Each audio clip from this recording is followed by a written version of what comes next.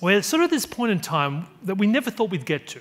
We always, we saw after the Industrial Revolution that, robots and automation would take over manual labor. And we were kind of, in the end, we were okay with that. We smashed a few machines and then we kind of got over it. But we never expected that knowledge-based work, things done by highly educated, highly experienced leaders, would also be potentially taken over. But the funny thing is that when you look at this closely, I believe that in the future, it's going to be activities, not occupations, that will be automated.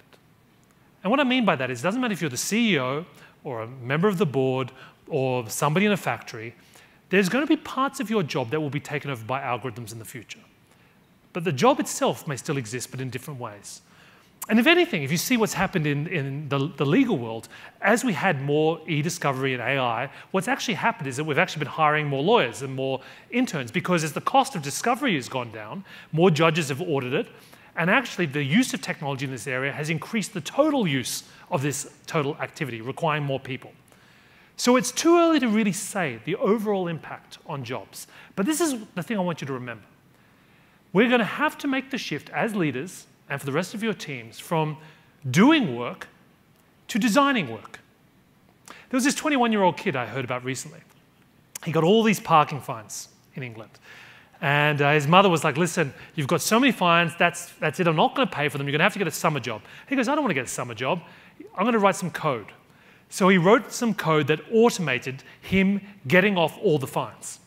It was so successful, he set it loose on the internet.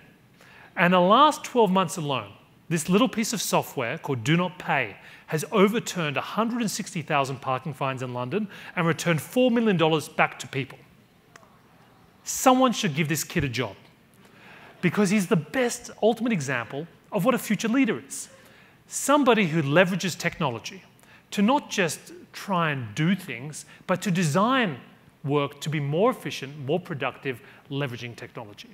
So when I look at the leader of the future, I don't think the question is, should we be worried about machine intelligence? The question is, in the future, what will human intelligence be? What will a great leader be in the future? And I believe these are people, we're going to call them algorithmic leaders. They're people that have two key abilities.